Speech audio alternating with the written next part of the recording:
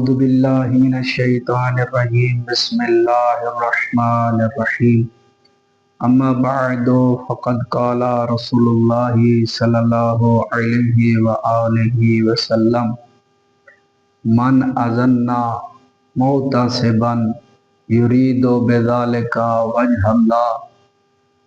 حضور اکرم صلی اللہ علیہ وآلہ وسلم ارشاد فرماتے ہیں کہ جو شخص جو بندہ اللہ کی رضا کی خاطر اذان پڑھے، کیا فرمایا اس کا اجر کیا ہے؟ عطا اللہ ثوابا 40,000 شہیدا و 40,000 صدیقا۔ اللہ تبارک و تعالی 40,000 شہید اور 40,000 صدیق کا ثواب اس کے نامہ اعمال میں درج فرمائے گا۔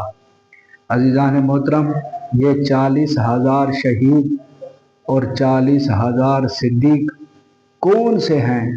مقبول شہید اور مقبول صدیق، ان کا ثواب اللہ آپ کے نامہ اعمال میں درج فرمائے گا۔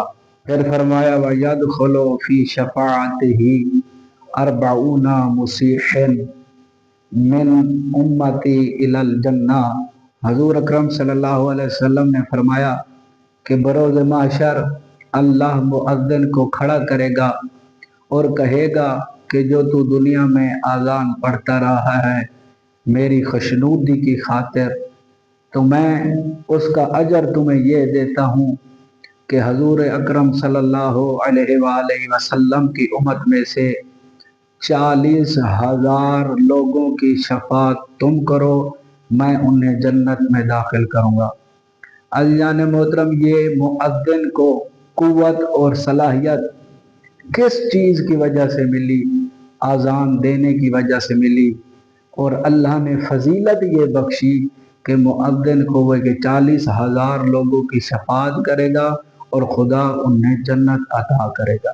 حضرت امام جعفر صادق علیہ السلام فرماتے ہیں من اذن فی مثل من ابصار المسلمین سنۃ وجبت لہ الجنہ۔ حضرت امام جعفر صادق علیہ السلام فرماتے ہیں کہ جب کوئی مؤذن کسی شہر میں 1 سال تک اذان دیتا رہے تو اللہ تبارک و تعالی اس پر جنت واجب کر دیتا ہے۔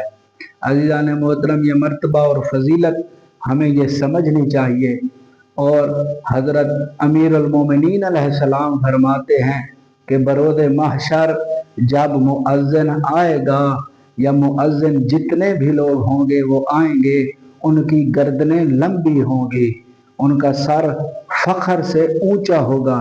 یہ امتیاز ہے مؤذن کے لیے۔ امید کرتا ہوں کہ جہاں تک میرا یہ پیغام پہنچ رہا ہوگا آپ اذان کی فضیلت کو سمجھیں گے بھی صحیح، اپنی فضیلت کو بھی سمجھیں گے۔ اللہم صلی علی محمد وآل محمد وعجل فرج۔